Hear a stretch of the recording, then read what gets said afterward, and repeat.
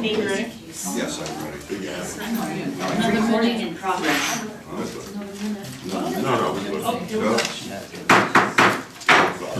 I'd like to, please rise. I'd like to call the Wednesday, March 18th town board meeting to order. Before we do the pledge, I know we did it last night. We've had a couple meetings this week, but I'd like a quick moment of silence to honor our service members that have lost their lives in the Middle East, and to keep them in your thoughts and prayers. Please have a moment of silence.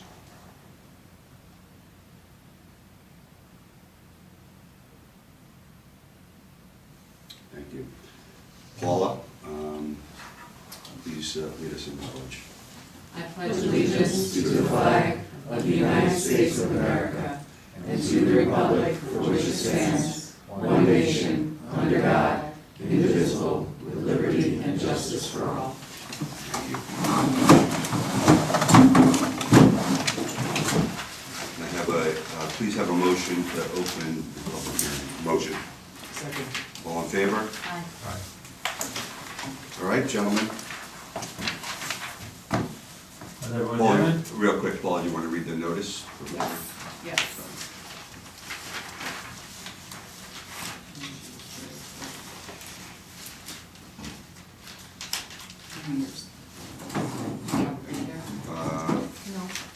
I actually do. Gave it to me. No. Yep. Thank you. Sorry about that. Town of Fallsburg notice of hearing, introductory law, local law, zoning map amendment pertaining to tax map number 32.A-1-20.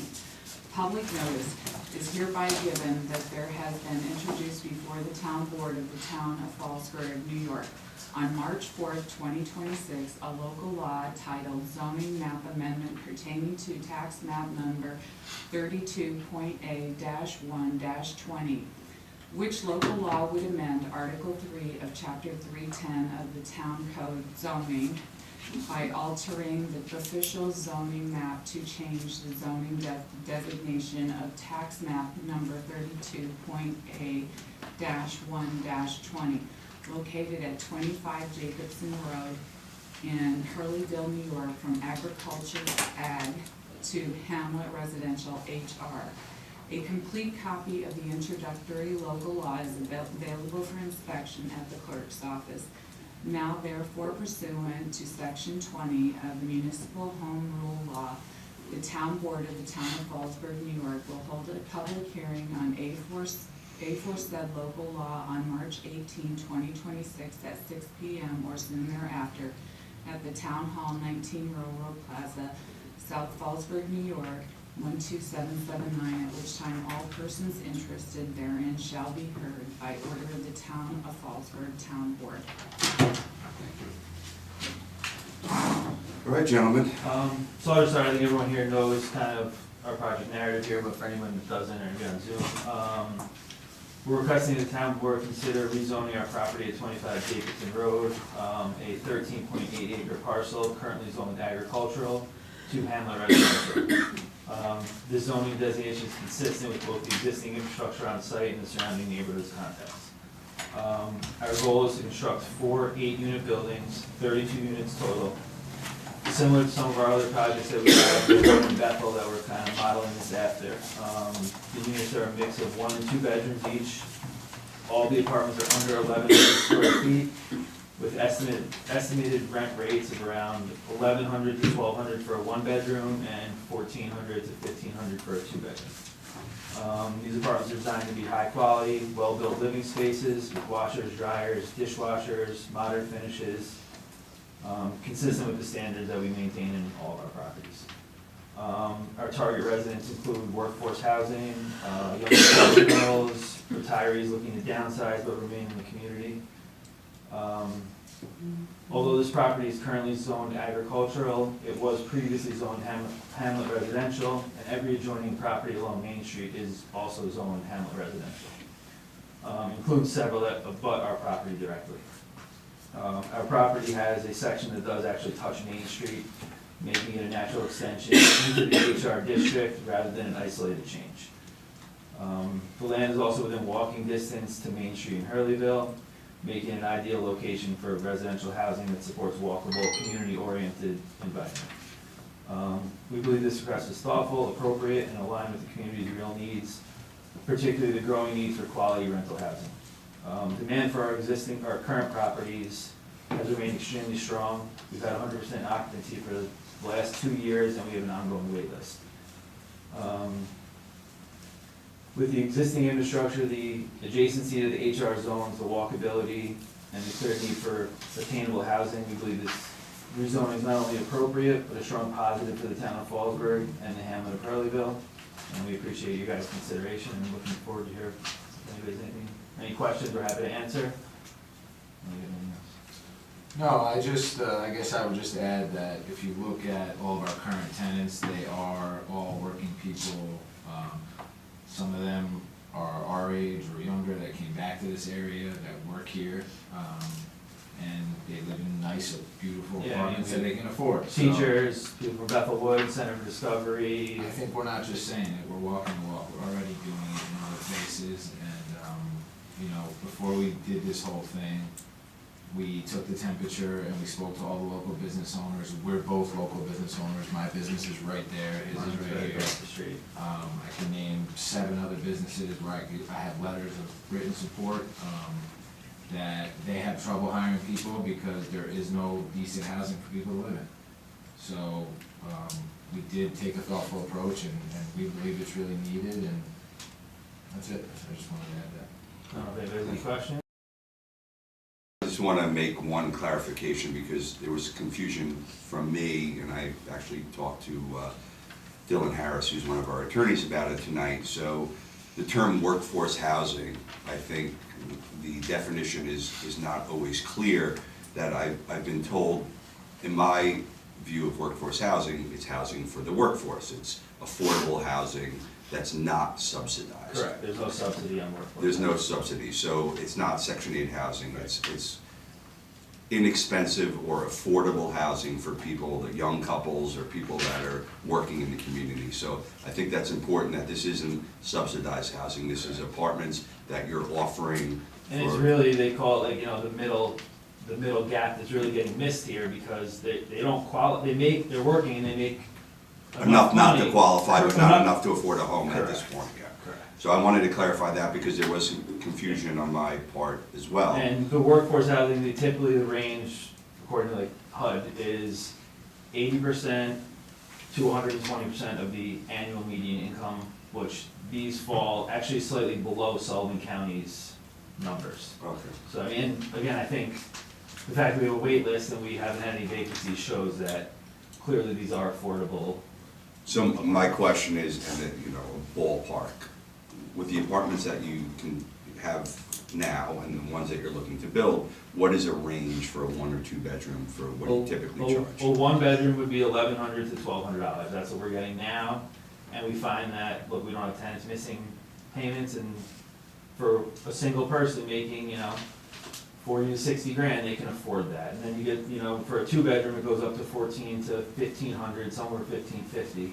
But those are usually 2 income houses where they have 2 bedrooms, Right. and if they have a kid, whatever, it's inside that workforce housing range that, And what you're looking to do will be in that it's range that as same well. exact I have range. a question, and Yeah. utilities, what kind of, So typically we do, right now in Bethel, it is all electric.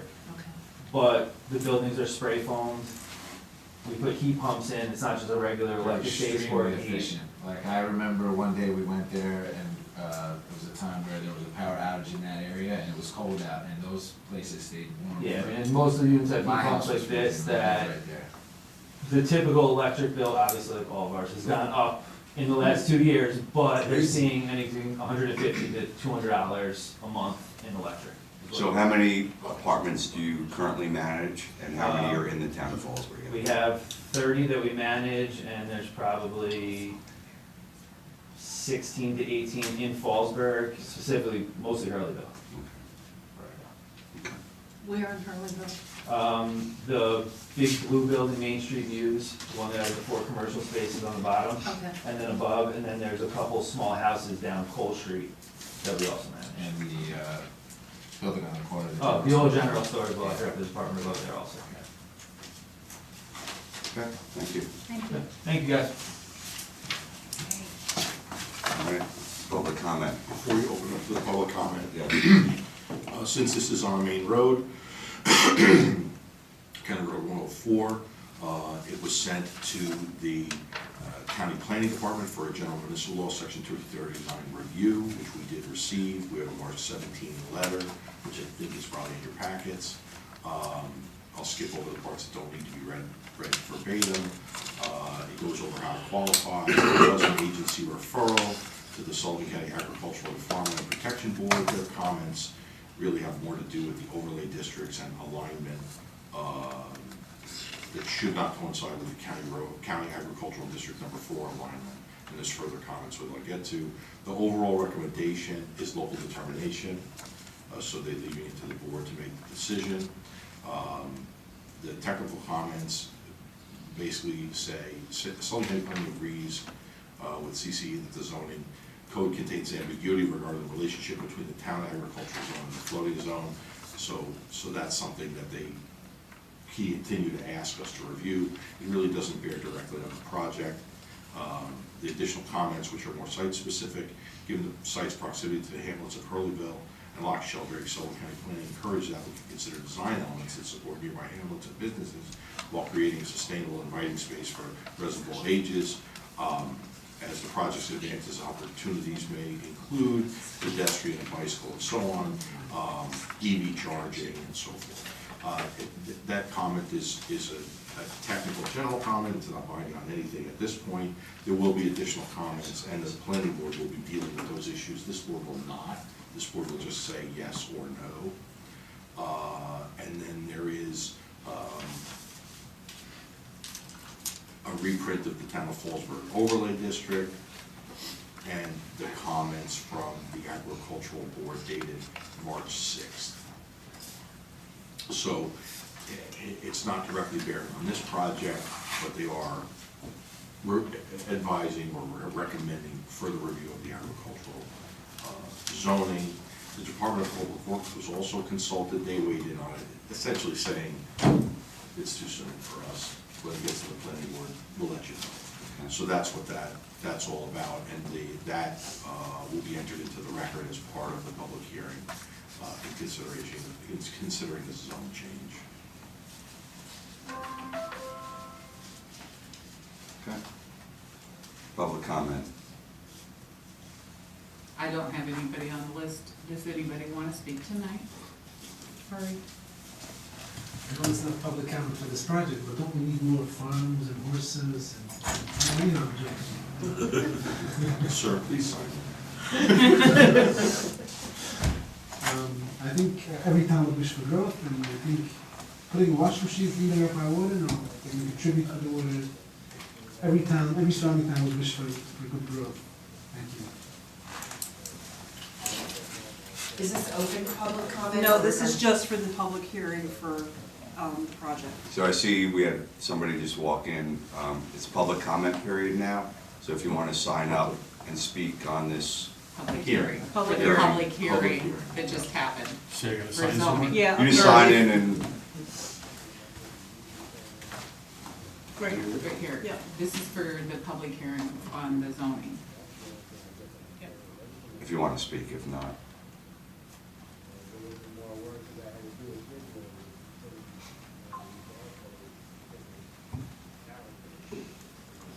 That's it. Yep. Did you want to speak? So I understand, my name's Bob Porpoise. This was the, these are the, This is a public hearing for a zoning change to allow apartments being built in Hurleyville. oh. Can I make a comment on that? Yeah, that's what, yeah. That's why you That's what signed we're- up. That's what we're waiting for. No, I Or live in not. Hurleyville, that's a great little town. What did it talk, 30 units? 32. Where exactly are they getting built? Right, it's, from the building, it's about a quarter-mile down up the hill. There's like row houses up the main road there, coming back towards Fallsburg. Okay. Well, I'm all for that. I've been in Hurleyville for going on 3 years now. He happens to be a tenant of ours, I didn't know he was coming here, but. I'm one of the lucky 8 families to live in Yeah. the nicest apartments in that town, so I'm all for it. I don't know much more that I can say for it, but thumbs up to it. Okay, thank you. Anybody online? There's people, but nobody has their hand up to speak. Okay. All right, so you can either close the public hearing its entirely, or close the public portion for public comment and leave written comments open for a period of time. Any motions from anybody? Motion to close public hearing. Second. All in favor? Aye. Aye. Okay. Thank you. So, for a supervisor's report, this is, I have nothing prepared, but I'll speak. This is the second night in a row we have a public hearing. Last night's was slightly more controversial and lasted quite a bit longer than tonight's.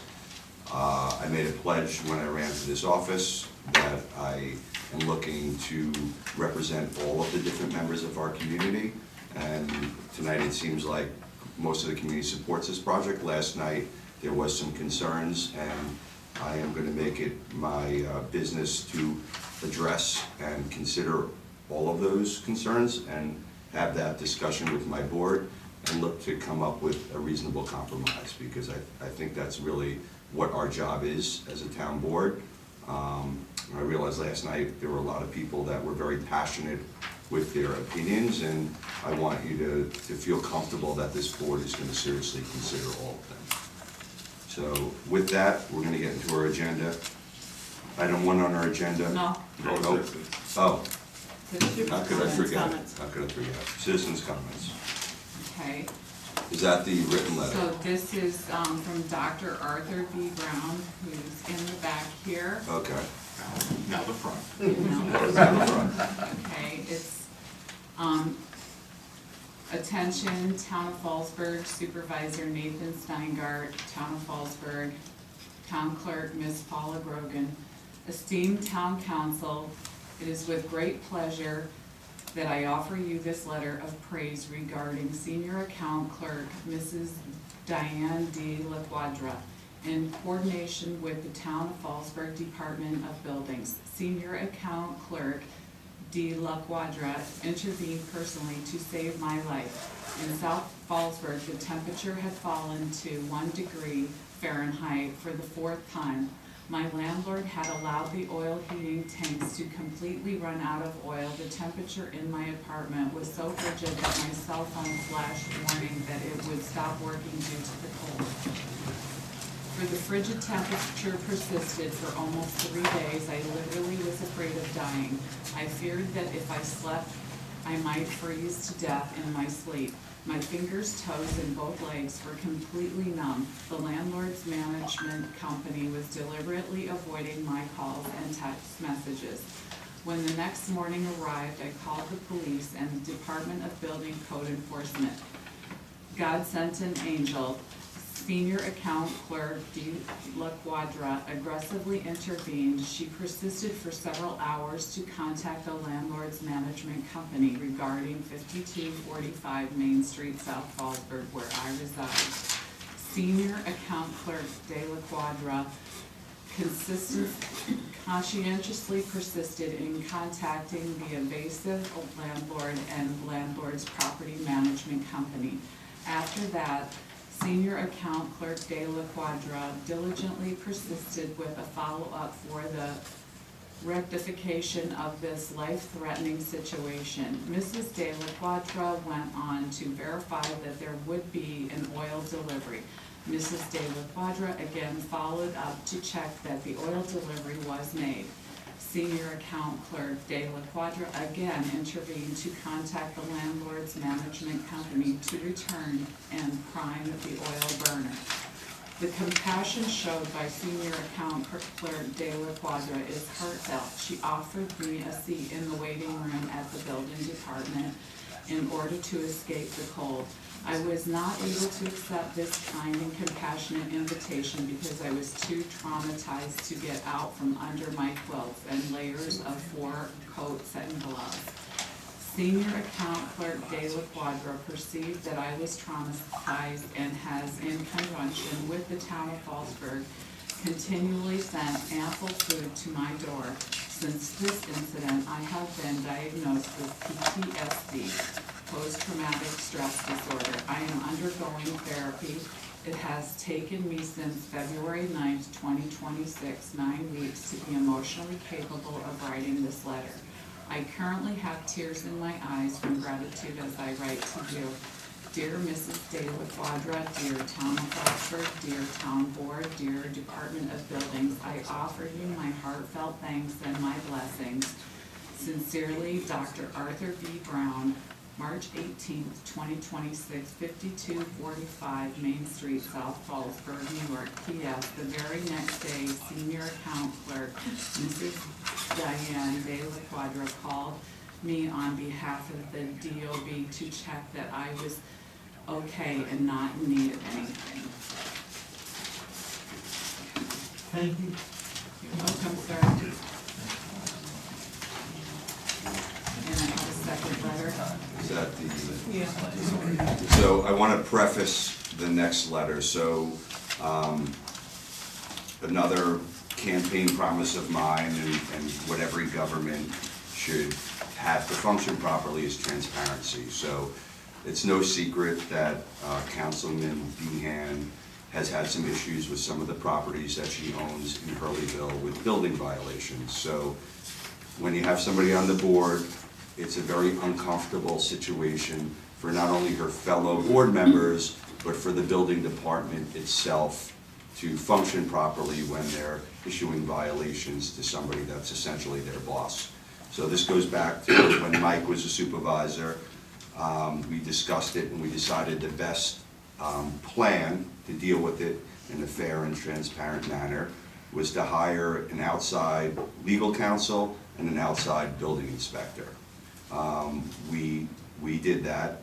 Unfortunately, the attorney that we had passed away suddenly, unexpected, and we have hired a new attorney, and through this process with me taking over as supervisor, I tried to resolve the matter by having a mediation with Miranda's attorney, our town attorney, and a outside party that we all had a relationship with and respected all sides to mediate the situation. We had that meeting. I think it was productive. Without getting into too many, both sides agreed to come up with a timetable and a set of inspections with that timetable that the properties would be brought into compliance. The building inspector himself was not part of that negotiation, but all of the details were cleared with our legal staff, and it was determined that it was a legal and fair process. Our building inspector that was not included for different reasons objected to the entire process and has since sent a certified letter to the town to be read publicly. I did not legally have to have that letter read, but I think it would be fair to the public, fair to Miranda, and fair to this board to have that letter read publicly. So with that, I would like Paula to please read this letter. To Paula Grogan from Joe Smith Senior, RE. Letter to be read. Ms. Grogan, I have attached a letter that I wish to and am requesting it to be read into March 18, 2026 Town of Fallsburg monthly public meeting minutes by you. Thank you for your time in this matter. Joseph W. Smith Senior. to Supervisor Steingart and Board from Joseph W. Smith Senior CEO. RE resignation letter dated 3/1/26. Supervisor Steingart, I write this letter as a courtesy to the residents of the town of Fallsburg, as I feel that they are owed an explanation of the goings-on and to inform them of the goings-on of their elected town board and its leadership regarding Miranda Behan and her family to skirt around the enforcement of the Uniform Building and Standard Codes of not only New York State, but those local codes adopted and implemented by the current Fallsburg Town Board, as well as all previous boards, as well as the past and present planning and zoning officials appointed to upload and enforce not only fairly, but equally, no matter who or whom may be involved, that have been found in violation of said codes, standards, zoning discrepancies, or planning developments. This does not matter and is not subject to change if you are an elected, appointee, common resident, religious group, or any other designation that you may want to make. Approximately 1 year ago, you and the board voted and passed to bring in an outside code official to handle the matter of Miranda Behan, which, by the way, is a town councilwoman, to enforce both state, local, said codes, standards, also hiring an outside attorney to represent me, as the current attorneys, as it was put to me, did not want to be involved. This is since Ms. Behan sits on the committees to hire and fire said attorneys' employees. That being said, this was also highly encouraged and pushed by your two representative town attorneys. As you know, it wasn't long after that I was sought out to do exactly what you and the board wanted. As it turns out, it has been made very clear that this is really not what you wanted to happen. As it has been brought to my attention on many occasions right from the start that Ms. Behan has and continues to influence the government of Fallsburg to get her way. Starting from the beginning, when I was informed that the reason for my employment was due to the fact that the building department did and still feel like their employment was or could be at risk for enforcing code standards, that Ms. Behan and her family violate the same codes and standards that she expects the general populace to follow. This same feeling resonates throughout the entirety of the town hall. Mr. Steingart, the code does not state anywhere in its text or verbiage that there is room for that. Bargains, deals, negotiations by uncertified or non-trained persons are permitted. That includes and is not limited to mayors, supervisor, council people, secretaries, attorneys, or any other individual, Abe Rutner, for example. So everyone is aware that Attorney Michael McGuire, Miranda Behan, Attorney Sue Sohn, and Abe Rutner, who are not code officials or certified as such, but were handpicked by you to negotiate a deal. I know this from conversations with Attorney Sohn, which I was informed that we are limiting it to attorneys only. All met on March 10th to discuss a settlement for Miranda and family without the code official's involvement. You can either agree or not. This negotiation is non-existent and further shows the improprieties of the goings-on in the town of Fallsburg's governmental affairs. There was no one that is a certified code official that was present, no matter how uncomfortable this may make you all involved feel. Furthermore, no one is above the enforcement of the New York State buildings and standards and codes or the local code standards. This is completely unacceptable, as well more proof that the best interests of Fallsburg and its residents are not at the forefront, along with it shows the thought process of do as I say, not as I do. I am sure that this letter could go on for what some may believe to be fallacies.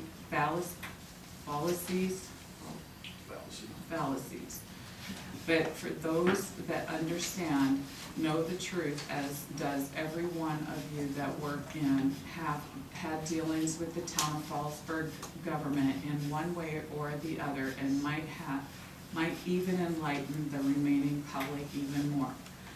I will end this with the following. I hereby resign as the Special Code Enforcement Officer for the town of Fallsburg forthwith. Joseph W.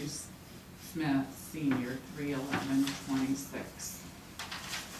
And just one correction, that wasn't sent certified, was it? It was just sent by UPS, right? Yeah, it was. I thought you'd say. Yeah, no, yeah, sorry, I didn't tell you, that was my fault, I should have. I just told thought you. it was important, he Yeah, sorry. wanted to write it, we're not trying to hide anything here. Take this situation out of it. It's often that our attorneys, after violations are written, go to court without a building inspector and negotiate settlement agreements or plans. The attorney that we hired is somebody that I could say I didn't know, she's not from the area, she's from Orange County, somebody that I had never met before until this. Her specialty is dealing with building violations, and I'm very comfortable that we are gonna go through a very fair and transparent process with this to resolve it. So with that, citizens' comments, anything else, or is that it with citizens' comments? No, I just can't believe I can say Diane's last name now. I would read them myself, but I love your voice. You do such a fantastic job. I had to write it out the way it's. Is that it? Yes. How do you pronounce her last name? De La Quadra. Fantastic, thank you. All right. Item 1 on the agenda. Motion to approve town board minutes dated 3/4/26. Motion. Second. All in favor? Aye. Item 2, motion to approve warrant number 0326 in the amount of $388,058.05 dated 3/5/26. Motion. Second. All in favor? Aye. Item 3, motion to approve payroll warrant dated 2/25/26 in the amount of $367,644.34. Motion. Second. All in favor? Aye.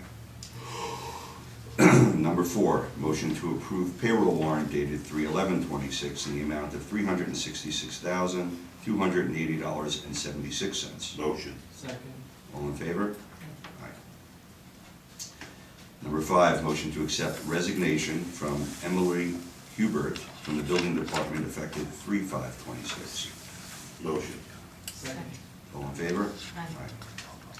Number 6, motion to approve employment of Amy Hummel as a part-time clerk in the courts with a pay rate of $20 an hour effective 3/5/26. Motion. Second.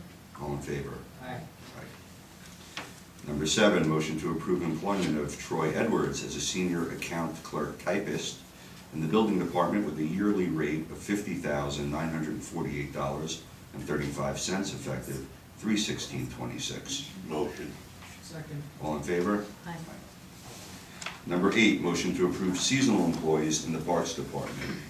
Isaiah DaCosta as a laborer with an hourly rate of $16.75 effective 3/16/26.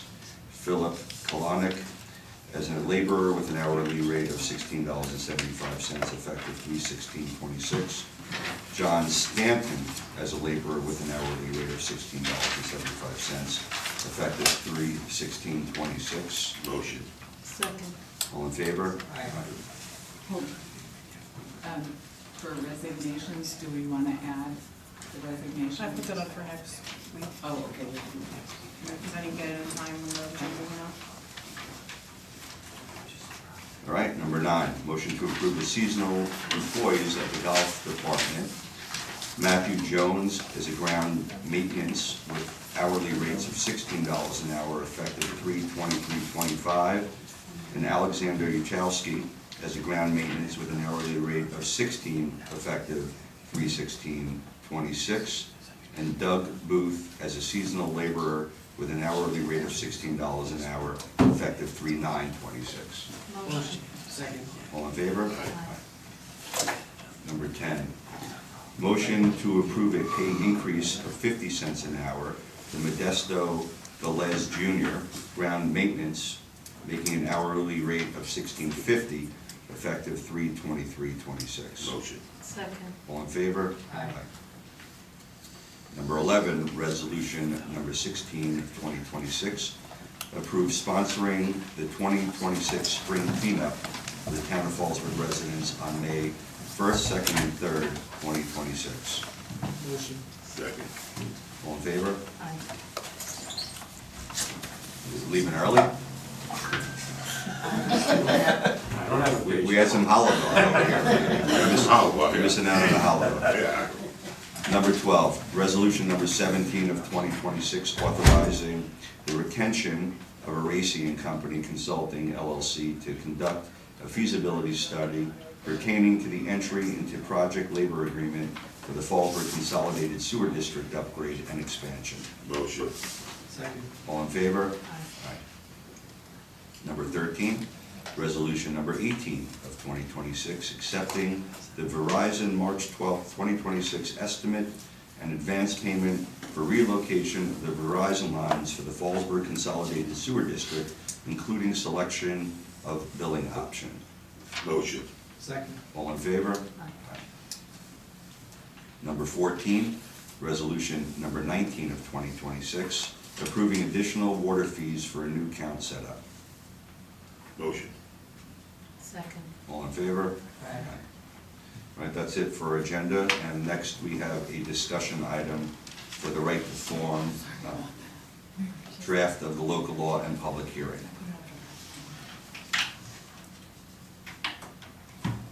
Okay, All right, take it away. take it away. So, the right to farm is something that, our community was always an ag-based community in the past, and there were several members of our farming community that have approached this board to come up with a farming resolution just to support some of the activities that farmers often get involved in, from driving tractors on roads to fertilizing fields, but just a general supporting resolution that the town is pro-farming. So we went back and forth, and we have now created a new, basically local law supporting this. And if anybody has any comments and would like to discuss it, now is the time. So I was reading through the draft law, and the purpose is all there: protect the right to farm in Fallsburg, limit unnecessary rules on farms while keeping communities safe, prevent farms from being labeled as nuisances without good reason, support New York State's policy to protect and encourage farming. And, there's a lot here that basically reinforces the importance of farms. I'm concerned about the procedural process with regard to complaints. So the way it's written, it basically sounds like the town has, or specifically the code enforcement department has zero involvement whatsoever, because it essentially states that complaints about farms should be submitted in writing to the town clerk. So it kind of takes it out of the town completely and puts it in the town clerk's possession, where if somebody goes to the building department to complain about a farm that's operating at 3 in the morning, with a lot of noise, then the building department says, sorry, it's out of our jurisdiction, we can't do anything, please submit your complaint to the town clerk. In which case, from there, the town clerk notifies the farmer directly and then waits for a response. And then it says here, refer the matter for review, but it doesn't say what kind of reviews. The town reviews, the building department reviews, and then inform parties that can seek state opinion. So is the state, essentially, are we referring to the state, you know, it basically, you know, we kind of abdicate, you know, our authority. Any complaints that has to do with farms. So, you know, I would like to see that process kind of cleaned up a little bit. You know, the law essentially allows for any, it doesn't allow necessarily special privileges, it just states that the process for complaints, you know, are a very specific process that fall outside the code enforcement department. So I would like to seek just clarification on a process that, you know, would be, you know, functional and make sense. Real quick, Richard, do you have any comment on I that? certainly can look at it. I think the reason, and I tried to make it very concise, the reason that there's a seek a state opinion is really the only things that are protected are recognized farming practices, appropriate farming practices, and the state has general guidelines as to what's appropriate and what's not. And of course, you're not allowed to threaten. It has to be a sound agricultural practice, which may not be something that's within the expertise of the town. And as long as it doesn't threaten public health or safety or break a state or federal law, you know, it's allowed, you can't interfere with it. It's existing law, but we certainly can look into expanding and have a different complaint process. Yeah, because so basically it sounds like, well, what you're saying that, you know, refer the matter for review and inform parties that I mean, seek you can opinion. make the board retain jurisdiction. Right, so that would be a concern, like, are we retaining jurisdiction as a board or as a town for these code enforcement matters? Or are we automatically referring it to the state for an opinion and really just taking, you know, we're not really involving ourselves? You know, It's a voluntary process. The complaint process is still subject to the town enforcing its health, safety, and welfare rules and the laws of the state of New York and the town. So this is a voluntary process. I certainly can add some steps in here, submit it to the clerk, hearing held by the board within 30 days, things of that nature. If that would be more satisfactory, we can modify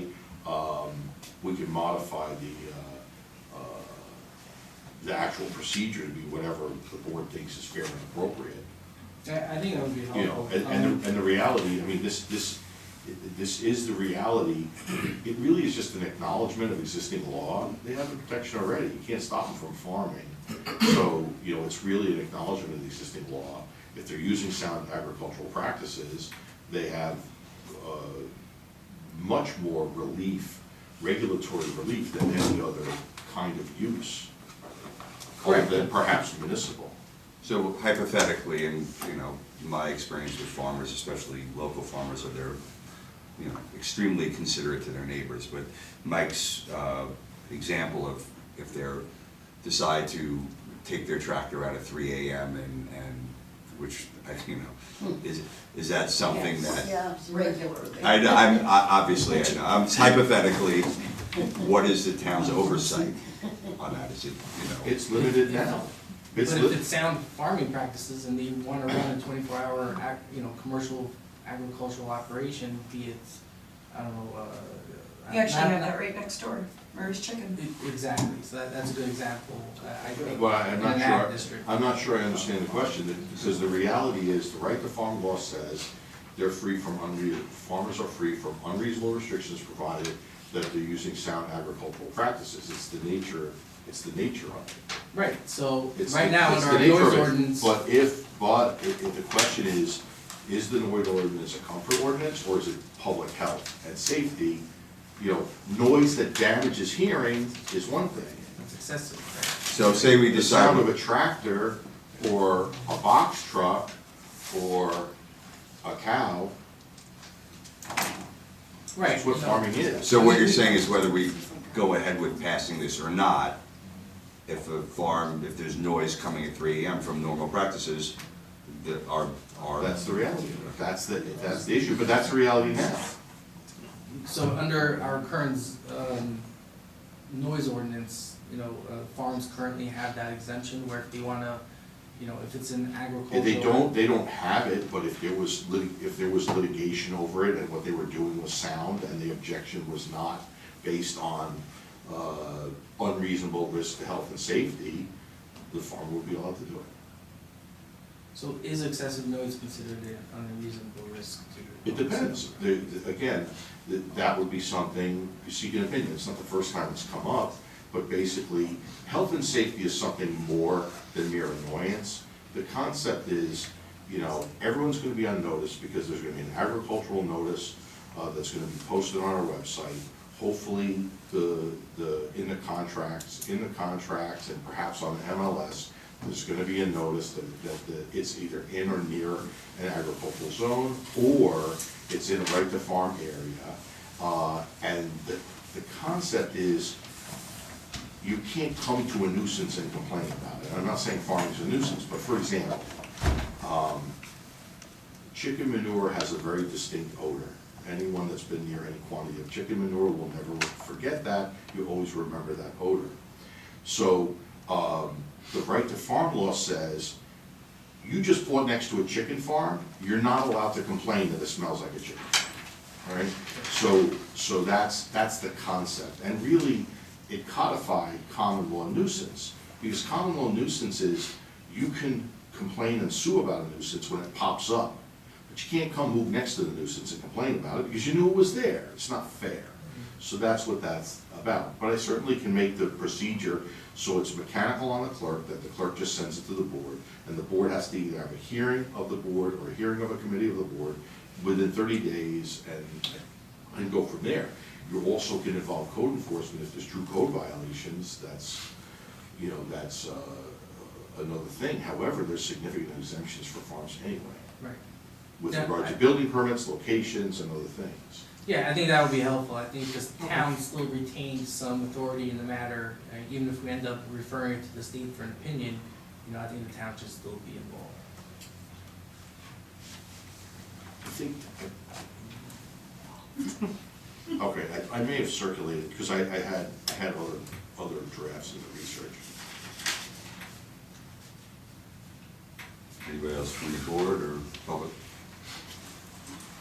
As I understand it, there's at least 15 towns in our county that have similar ordinances or rules on their books recognizing farming.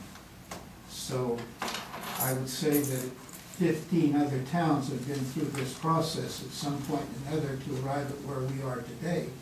And there should be something in what these other 15 towns have done that would really satisfy everybody in this room.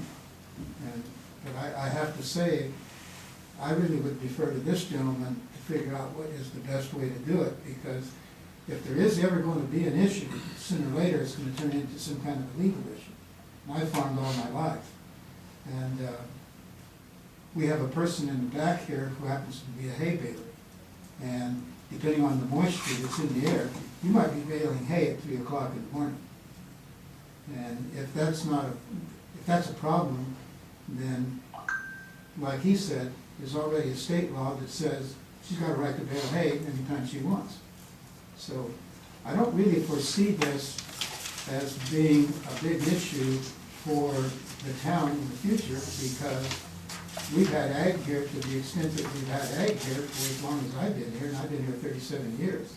And I have never seen anything in the Democrat or in this office about somebody complaining about farming.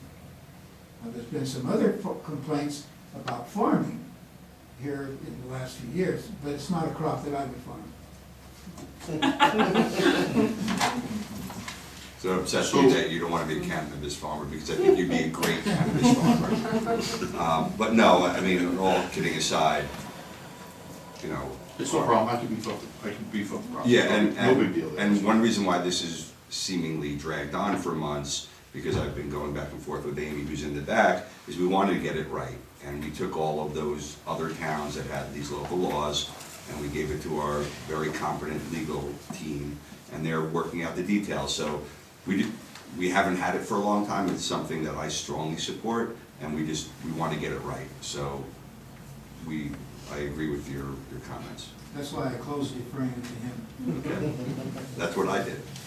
Yeah, Jim, just to clarify, I think like Bethel has like a board made up of like farmers and other residents that, you know, that work to mediate these type of things. So each town, to your point, would have their own process, and, you know, maybe it's worth looking at, you know, to adopt some. By and large, they all have a process. Most of the processes start out with the controversy should be settled amongst the parties themselves. If anyone has a question about a farming practice, call the state. That's why the state language, it's in all of them. It's in all of them. I tried to provide you with a very, very concise law, because I think more, you know, less is more in this instance. I don't think it has to go on for pages and pages. It can, if you want, I can write the law 10 times longer if you'd like it longer, but I certainly can make it so that the dispute resolution's a little more specific. It'll be a complaint that's submitted to the clerk. The clerk has no obligation other than to pass it to the board, and then the board will have a process. So then, and it'll go from there, and I'll make it flexible enough that you can bring in whatever interested parties or people who are familiar with sound practices, as you can. So it's not a big deal.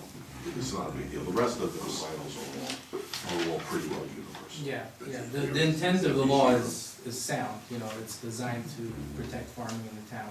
So I want to make sure, like, to your point, that the procedure is. Ellen, did you have a? I just wanted to add something in addition to considering the right to farm law.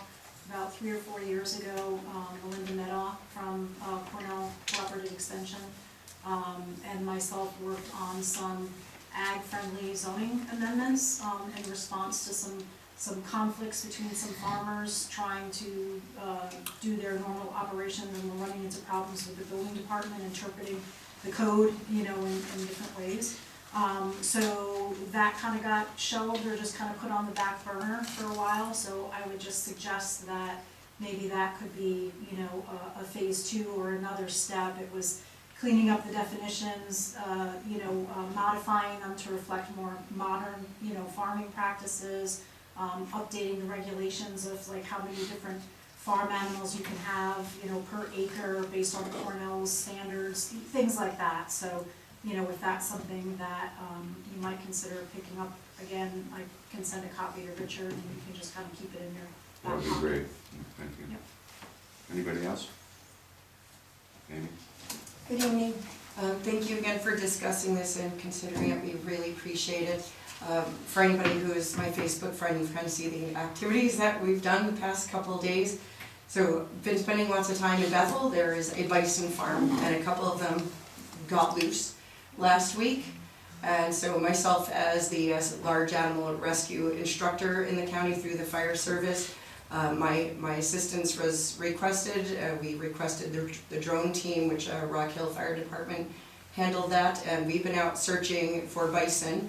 And then I think it was yesterday, my trailer, we went over and transported a group that was caught from, you know, pen A to pen B. But it was a really interesting process to be involved in that, and all over in the town of Bethel, and it's right there in that like Swan Lake, Monga Valley, White Lake area there. But there were the right to farm signs everywhere, and it's just wide open, and it's just absolutely beautiful. But one of the things that surfaced on Facebook is, you know, everybody wants to grab their rifle and fill their freezer. This law helps protect, well, these are livestock, according to New York State. This is this individual's livelihood. No, we can't just go shoot the bison. So we have to do our due diligence, the owner does, to round those animals up and get them back. And he has the right to farm and the right to have those bison there. So that being said, myself, you know, as well as that individual and all farmers, if, God forbid, our animals do get loose and somebody does get hurt, we are absolutely liable, and that's why I pay a lot of money in insurance every year.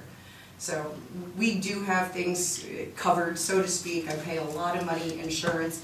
I do go to code enforcement when we put our farm stand up. We absolutely went in there and had a chat with TJ and Jordan as to what we needed. We absolutely had the electrical inspector in there and had things wired correctly. We had to go through the county and get the driveway permits. We do follow rules, we do follow laws, and we're doing the best we can to provide a positive agriculture experience for everybody, including the camp directly across the street from us. So please reach out if you have any questions. We're here to answer and play by the rules. I promise we will not be baling hay at 3 o'clock in the morning. They can do that out west. We have humidity here and dew. Doesn't work for us. Okay, were all the bison caught? There is one still outstanding. Are these adult bison or? They're long yearlings, 2- and 3-year-olds. So they're actually still quite small, but you don't want to mess with them. Thank you. Anybody else? All right. With that, I believe we do have one executive session item tonight. Can I get and I don't think that we're going to come back and have any business after, so can I get a motion to go into executive session? Motion to go to executive. For what? Legal advice. Okay. Second. All in favor? Thank you, everyone.